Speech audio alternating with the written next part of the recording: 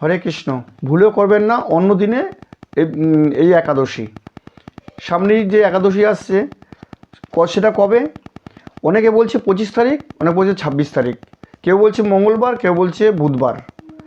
ভুলেও বুধবার কেউ একাদশী করবেন না। শুদ্ধ বৈষ্ণব মতে 25 তারিখ হচ্ছে 25শে মার্চ হচ্ছে মঙ্গলবার একাদশী। অনেকে বুধবার বলছে ঠিকই, কিন্তু কী হিসেবে বলছে আমরা কিন্তু জানি না। কেন প্রত্যেকটা আগের বারও দেখবেন এই যে গৌরজয়ন্তী হয়ে গেল, গৌরজয়ন্তী হয়ে যাওয়ার পরেই যে একাদশী পড়ে সেটা সবসময় পাপমোচনী একাদশীই থাকে। এটা কিন্তু দ্বাদশী যুক্ত নয়। দ্বাদশী যুক্ত হলে আপনারা পরের দিন করতেন, কিন্তু এটা দ্বাদশী যুক্ত নয়। আপনি পঞ্জিকা ভালো করে দেখবেন, দেখে তারপরে করবেন, তাহলে কিন্তু আপনাদের ভুল হয়ে যাবে। তাহলে 25শে মার্চ হচ্ছে 11ই চৈত্র, মঙ্গলবার হচ্ছে একাদশী। শুদ্ধ গৌড়ীয় বৈষ্ণবগণ অবশ্যই, আপনি ভারতেই থাকেন আর বাংলাদেশেই থাকেন, এই একাদশী কিন্তু মঙ্গলবারই আপনারা পালন করলে শুদ্ধভাবে কিন্তু হবে। অন্যদিন যদি করেন তাহলে কিন্তু শুদ্ধভাবে একাদশী কারোই হবে না। সেই জন্য আপনারা বুঝে যেটা আপনাদের ভালো হয় সেটা আপনারা করবেন। কেন অনেকে অনেক কথা বলছে, অনেকে অনেক কথা বলবে, সেজন্য আপনারা নিজেরা পঞ্জিকা দেখে নেবেন। পঞ্জিকাতে কি আছে, দ্বাদশী যুক্ত নয়। দ্বাদশী যুক্ত হলে তবেই অবশ্যই তাহলে পরের দিন আপনারা করতে পারতেন। সেজন্য অবশ্যই আপনারা এই কথা পাবেন। সেটা আগের ভিডিওতে বলেছি আমি। মহারাজ যুধিষ্ঠির জিজ্ঞাসা করিলেন, হে প্রভু, চৈত্র মাসের কৃষ্ণপক্ষে একাদশীর কী নামে প্রসিদ্ধা, তাহা কৃপাপূর্বক সবিস্তারে বর্ণন করুন। তাহলে শ্রীকৃষ্ণ বলিলেন, হে যুধিষ্ঠির, আপনি ধর্ম বিষয়ে প্রশ্ন করিয়াছেন। একাদশীর সর্ব সুখদাত্রী, সর্বসিদ্ধিদায়িনী এবং সর্ব শুভপ্রদা বলিয়া কথিত, সর্বপাপ হইতে নিস্তার বা মোচন করিয়া থাকেন বলিয়াই ইহা পাপ মোচনী একাদশী নামে প্রসিদ্ধ। তাহলে স্বয়ং ভগবান বলছেন যুধিষ্ঠিরকে যেটা পাপ মোচনী একাদশী, এটা কিন্তু দ্বাদশী যুক্ত নয়। তাহলে কিন্তু এখানে পুরো উল্লেখ করে দিতেন যেখানটায় দ্বাদশী যুক্ত, তাহলে কিন্তু দ্বাদশী হয়ে যেত। অষ্টদ্বাদশী 8খানা আমাদের বছরে মহাদ্বাদশী পড়ে, সেটা কিন্তু আলাদা আলাদা তিথিতে আলাদা আলাদা সময় পড়ে। এটা কিন্তু ভগবান শ্রীকৃষ্ণ নিজে উল্লেখ করে দিচ্ছেন, এটা হচ্ছে পাপমোচনী একাদশী। তাহলে আমরা কি করে আমরা দ্বাদশীর দিকে চলে যাই? সেজন্য আপনারা এটা বিচার করে আপনারা নিজেরাই করবেন। শুদ্ধভাবে করতে হলে, বৈষ্ণব মতে করতে হলে সেই জন্য আপনারা চৈতন্য পঞ্জিকা অনুযায়ী যদি আপনারা করেন, অবশ্যই মঙ্গলবারে এই একাদশী পালন করবেন। সেজন্য বারবার করে আমি এই কথাটাই বললাম। আর যারা বুধবারে করবেন তা আপনাদের ব্যাপার।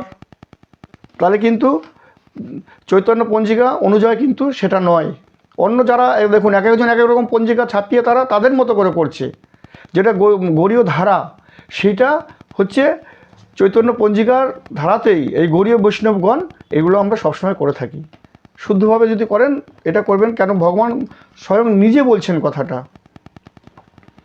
তাই সবিস্তারে সব আপনারা আগের ভিডিওতে সব শুনেছেন। তো মেধাবী বলে, হে সুন্দরী, চৈত্র মাসের কৃষ্ণপক্ষিয়া পাপমোচিনী নামক সর্বপাপ ক্ষয়কারিণী যে একাদশী আছে, সেই ব্রতের ফলে তোমার পিছাচস্ত দূর হবে।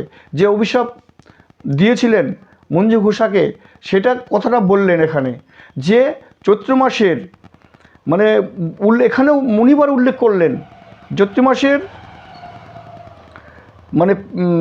যে একাদশী আছে পাপমোচনী নামে, সে একাদশী করলেই আপনার সব পাপ থেকে মুক্ত হবে। তাহলে আমরা এখানটায় মুনিবার নিজে বলছেন যে পাপমোচনী একাদশী, কৃষ্ণ ভগবান যুধিষ্ঠিরকে নিজে বলছেন। তাহলে আমরা কি করে অন্য দিনে একাদশী দ্বাদশীর দিনে চলে যাই? সেজন্য আপনারা সেটা বিচার করে আপনারা অবশ্যই করবেন। এই কথা বলিয়া মেধাবী পিতার নিকট গিয়া তাহাকে বলিলেন, হে तात,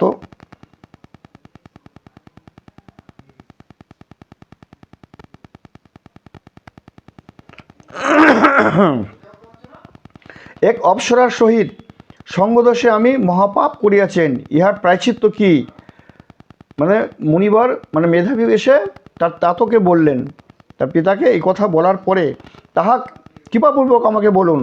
তদুত্তরে চবন মুনি বললেন, তাহলে এখন চবনমণি বললেন চৈত্র মাসের কৃষ্ণপক্ষীয় পাপমোচনী একাদশীর ব্রতের প্রভাবে তোমার পাপ দূরীভূত হইবে।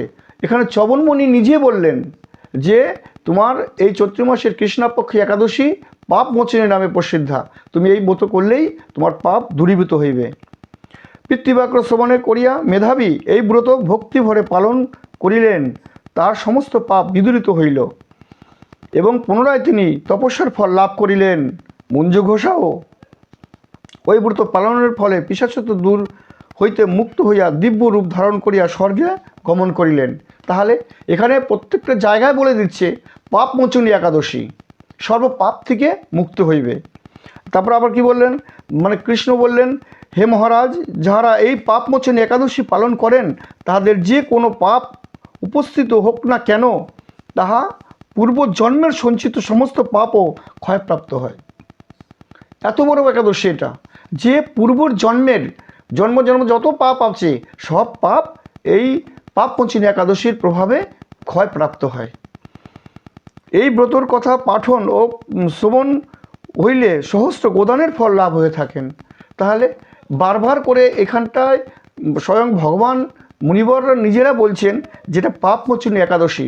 তাহলে আমরা এখানকার মানে মর্তের লোক, আমরা নিজেরা যদি নিজেরা এক একটা গ্রন্থ ছাপিয়ে মানে সেই ধারায় যদি আমরা বলি যে না এটা পরের দিন করতে হবে, সেই মানে তাহলে কি করে হবে? সেটা আপনারা বিচার করে আপনারা যেটা ভালো হয় সেটা সেরকমভাবেই আপনারা করবেন। কেন, যদি আপনারা শুদ্ধভাবে না করেন, বৈষ্ণবগণ বা মানে গৌড়ীয় ধারার চৈতন্য পঞ্জিকার যদি আপনারা ধারায় করেন তবে শুদ্ধভাবেই হবে, এইটুকুনি বলতে পারি। তাই আপনারা নিজেরা বিচার করে অবশ্যই এটা মঙ্গলবার একাদশী করবেন। আমরাও মঙ্গলবার একাদশী করব এবং যত গৌড়ীয় বৈষ্ণবগণ আছেন সবাই মঙ্গলবারই করবে। তাই আপনারা মঙ্গলবার একাদশী করবেন। আর বুধবারে পারণ, বুধবারে কিন্তু একাদশী নয়, বুধবারে কিন্তু পারণ। সূর্যোদয় 9:42, এই সূর্যোদয় 5:42 আর 9:42-এর মধ্যে পারণ। তাহলে বুধবারে পারণ অবশ্যই কিন্তু আপনারা বুধবারে পালন করবেন মঙ্গলবার একাদশী করে। বুধবারে পালন করে বৃহস্পতিবার কিন্তু একাদশী নয়, তাহলে কিন্তু একাদশী মানে হবে না, নিষ্ঠাভাবে হবে না। তাই কিন্তু আপনারা অবশ্যই, তাহলে সূর্যোদয় কখন? সূর্যোদয় 5:42 সূর্যোদয় আর 9:42-এর মধ্যে পালন। এটা হচ্ছে কিন্তু বুধবারে পালন। বুধবারে একাদশী করে বৃহস্পতিবার পালন নয়। যদি শুদ্ধ বৈষ্ণব গৌড়ীয় ধারায় করতে হলে আপনাকে এই দিনই মঙ্গলবারই একাদশী করতে হবে। আবারও যেন বলছি, বারবার করে কেন বললাম, কেন গৌড়ীয় বৈষ্ণবগণ সবসময় শুদ্ধভাবেই সেটাকে বিচার করে। যখন আমাদের দ্বাদশী উপস্থিত হবে অবশ্যই দ্বাদশী কথা বলা হবে। তাই আপনারা অবশ্যই সুষ্ঠুভাবে এই একাদশী পালন করবেন এবং মানে নিষ্ঠার সহিত পালন করে পরের দিন বুধবারে অবশ্যই পালন করবেন। ভালো থাকবেন, সুস্থ থাকবেন। হরে কৃষ্ণ।